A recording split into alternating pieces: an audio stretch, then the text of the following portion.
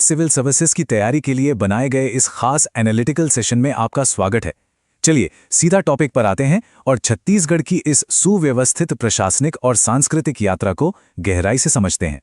ये एक ऐसा सफर है जो राज्य के एकदम नए नक्शों से शुरू होकर हमारी प्राचीन जड़ों तक जाएगा। तो आज हम किन किन टॉपिक्स को कवर करेंगे? सबसे पहले जिला गठन की टाइमलाइन, फिर सक्ती का एडमिनिस्ट्रेटिव महत्व, उसके बाद बालपुर का साहित्यिक तीर्थ, कुछ प्राचीन पुरातात्विक खोजें और आखिर में वहां के मंदिर और सांस्कृतिक विरासत। आइए सबसे पहले बात करते हैं हमारी पहली थीम की, जो है जिला गठन की टाइमलाइन। आपने देखा होगा अलग अलग किताबों में डेट्स को लेकर काफी कंफ्यूजन रहता है, राइट? लेकिन एग्जाम के नजरिए से इसकी एडमिनिस्ट्रेटिव टाइमलाइन बिल्कुल क्लियर है।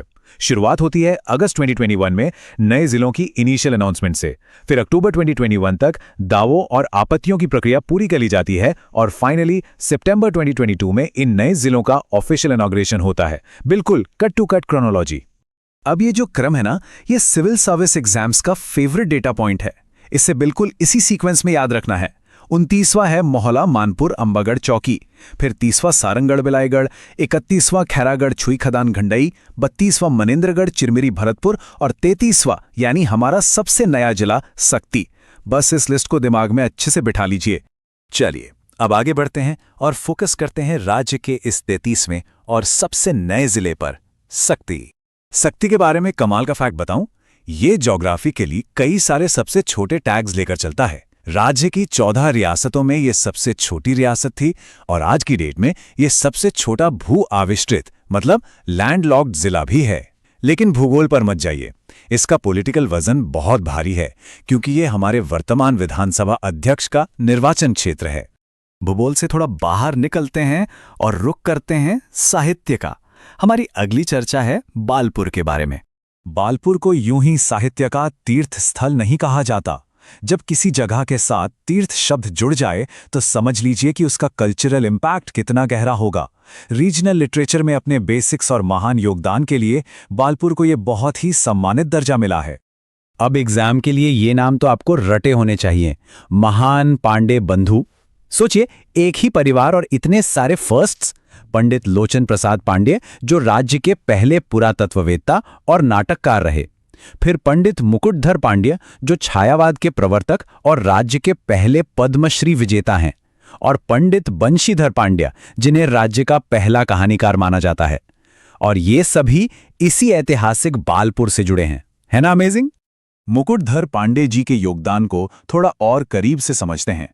इन्होंने एक बहुत बड़ा कल्चरल ब्रिज बनाया था। महाकवि कालिदास की महान संस्कृत रचना मेघदूतम का ठेठ छत्तीसगढ़ी में अनुवाद करके। इसी शानदार अचीवमेंट के लिए उन्हें 1976 में छत्तीसगढ़ का पहला पद्मश्री अवार्ड दिया गया था।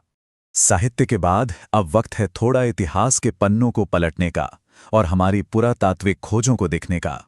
साल 1921 ये कोई आम साल नहीं है, ये एक बहुत ही क्रूशियल डेटा पॉइंट है। क्यों? क्योंकि इसी साल किरारी के काष्ठ स्तंभ यानी लकड़ी के खंबे की एक चमत्कारिक खोज हुई थी। जरा इमेजिन कीजिए, प्राचीन सातवाहन काल की एक लकड़ी सदियों तक एक तालाब में डूबी रही और फिर भी सरवाइव कर गई। ये लिटरली किसी चमत्कार से कम नहीं है। इतिहास भी ना एक बड़ी सी पजल की तरह होता है। अलग अलग जगहों से अलग अलग टुकड़े मिलते हैं। यहाँ एक बहुत ही क्लियर कंपैरिजन है। बालपुर से हमें सातवाहन राजा अपीलक की प्राचीन मुद्राएं यानी सिक्के मिले।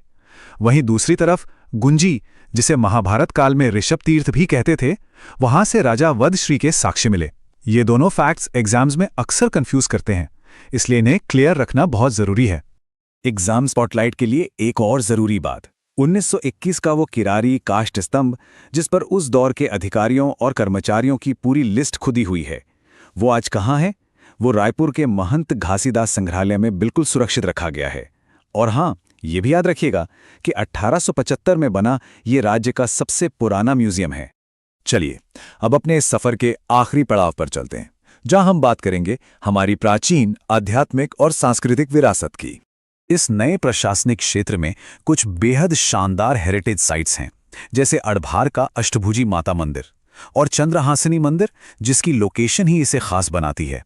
ये महानदी मांड और लांत नदियों के एकदम परफेक्ट त्रिवेणी संगम पर बसा है। ये मंदिर सिर्फ इमारतें नहीं हैं, ये वो जीवित आध्यात्मिक विरासत हैं जो इन नई सीमाओं के अंदर आज भी सुरक्षित और संरक्षित हैं। सेशन को खत्म करने से पहले एक सवाल सोचने वाला है। क्या नए जिले और नई प्रशासनिक सीमाएं बनने से हमारी इन प्राचीन सांस्कृतिक विरासतों को